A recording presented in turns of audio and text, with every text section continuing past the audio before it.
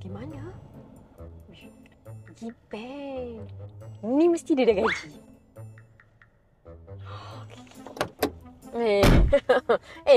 Apa ni kau tak terasa lapar ke? Macam lapar juga ni. Aku ada teringin nak makan apa? Aku ni macam nak makan ikan.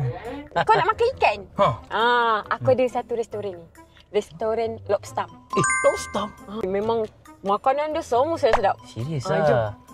Man, itulah restoran Lobster Seafood. Oh ni je, dekatnya. Ya Allah, dekat Gelang Patah je. Ni kau belanja apa?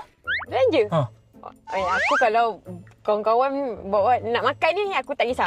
Jom. Ini kalau belanja aku suka. Jom. Jom. Mari. Ni lah restoran Lobster. Kau tadi kau cakap kau dah muak makan yang mana? Betul. Ikan susu. Ikan susu? Ini memang yang terbaru kat kedai ni. Dia tak ada tulang. Kau bayangkan ikan tu tak ada tulang langsung. Alah baru RM50 kan? Pula sangat. Pula sangat kalau setakat aku nak belanja kau kan. Ikan ni confirm memang tak ada tulang. Sedap kan? Kau kan? Memang betul lah. Cari tulang tadi. Ada tulang? Tak ada kan?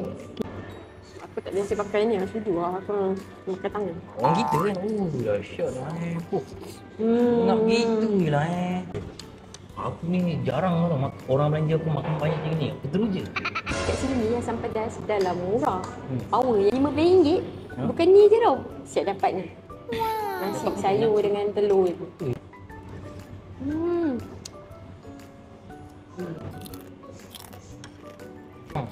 Orang kita pun.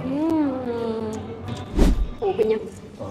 Puas dia kan? Kau kenyang tak? Memang kenyang. Aku nak pergi basuh tangan sekejap Tangan? Okay. Sekejap